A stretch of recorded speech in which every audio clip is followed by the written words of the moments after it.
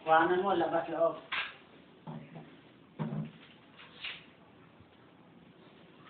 Eh, saan ang punta mo?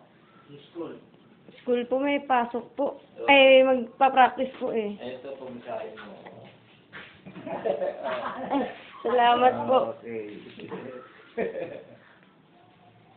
Maganda eh, doon sa labas eh, kukunin yung bill ng bahay. Kuhanan nga niya. Lahat, loob, labas na yan. Si Totoy, kuhanan din. Kuhanan mo rin kami. Para masaya doon sa YouTube, makita. Yun ba yung nagtatarwa? Wala mo, tatay mo, at baka ipadala sa Saudi. Wala na. Hindi na kaya. Baktas na sa ano. Pati yung kwarto. O, kuhanan mo rin para makita sa anak niya. Hindi, ganyan lang. Bubuksan ba? Ilan eh, madilim eh. Madilim po eh. Yan. Oh, mamayang gabi yun, tatawagin ka akin eh. Oo. Pasok mo na, ano mo Kaya na. tayo, may budget ka pa ba?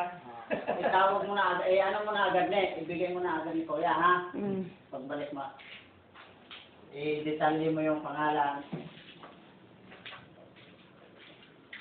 Doble, magpunta sa bahay namin. Oo.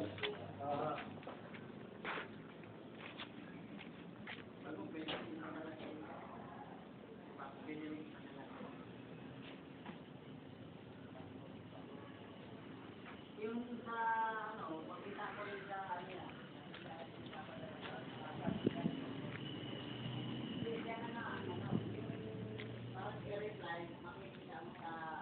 Through Facebook po.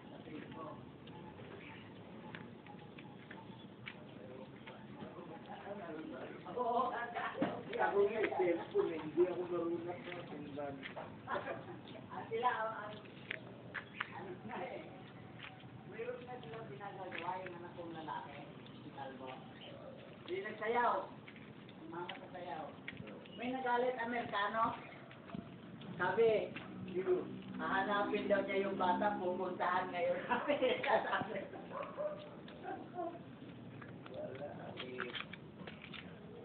May cellphone dyan, hindi walang anak ko. Oo, wala service sa akin eh. Tinanong nga niya kung meron bang bibisa ka na para mas lalong. Wala ako. Eh, sabi ko dyan na lang sa cellphone mo. Ano lang